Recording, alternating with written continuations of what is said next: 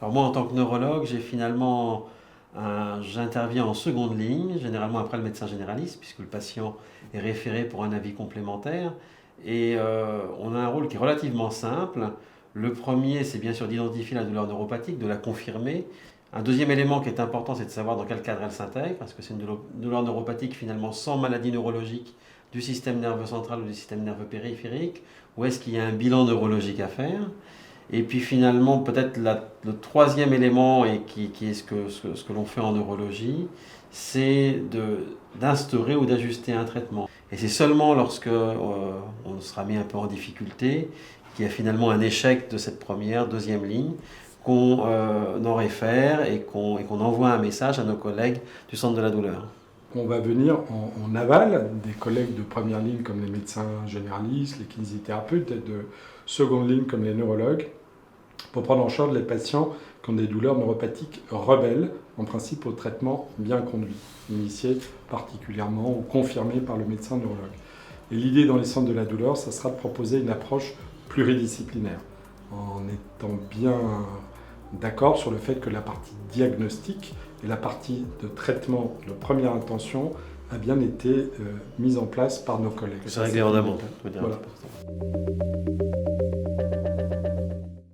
Certaines difficultés qu'on peut avoir, c'est d'être suffisamment convaincant, ce que j'évoquais auparavant, pour que les gens acceptent un traitement à bonne dose, et réussir aussi à être suffisamment convaincant pour qu'il y ait un traitement qui soit non seulement à bonne dose, mais pris pendant suffisamment longtemps, pour qu'on se fasse réellement une idée, et pas en effet que l'on panique, vous voyez, au bout de 15 jours, en disant ça ne fonctionne pas, ça ne va pas, il faut voir le centre antidouleur. Donc on a probablement un rôle qui est peut-être pas très très amusant, et c'est une difficulté, mais on doit être un tout petit peu insistant, quelquefois un peu taraudant, pour que finalement les patients soient observants. On est tout à fait prêt à entendre qu'il y a des effets secondaires, que bien entendu il faut adapter, mais avant d'en reparler, il faut prendre une bonne dose pendant suffisamment longtemps.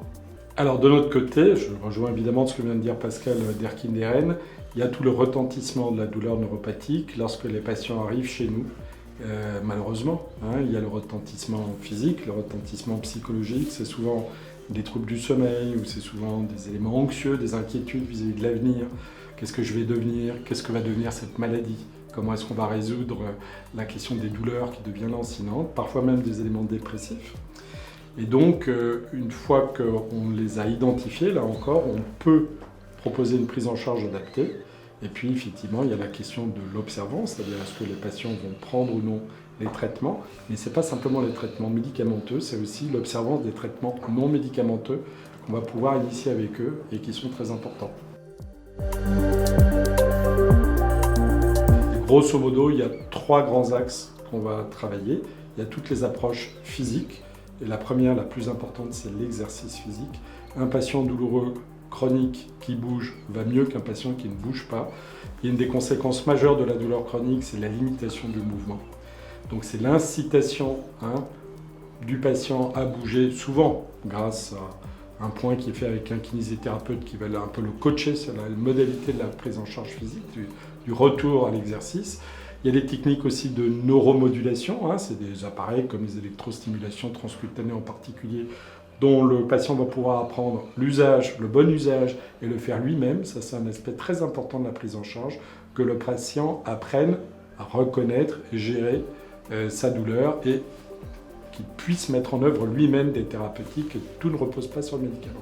Les autres approches très utilisées dans ces douleurs neuropathiques particulièrement, c'est tout ce qu'on appelle les approches psychocorporelles, qui vont de la relaxation, très simple, respiration profonde, gestion du stress, ça peut être aussi l'hypnose, la méditation en pleine conscience, tout ce qui va permettre au patient de se décentrer de sa douleur et de moins être pris dans l'étau de la douleur et dont son retentissement est très important.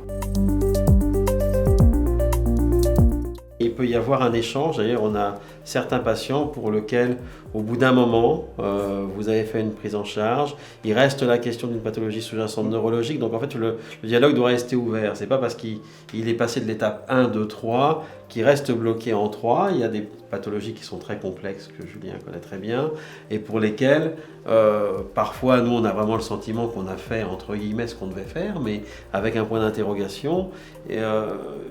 Il y a votre expertise, mais après, c'est vrai que vous n'hésitez pas à nous les réadresser s'il y a le moindre doute, parce qu'on a dit on ne sait pas, on pense que, et avec des examens complémentaires, en fait, finalement, il y a ce côté dialogue ou éventuellement échange qui doit rester actif et dynamique, quoi, en tout cas, oui.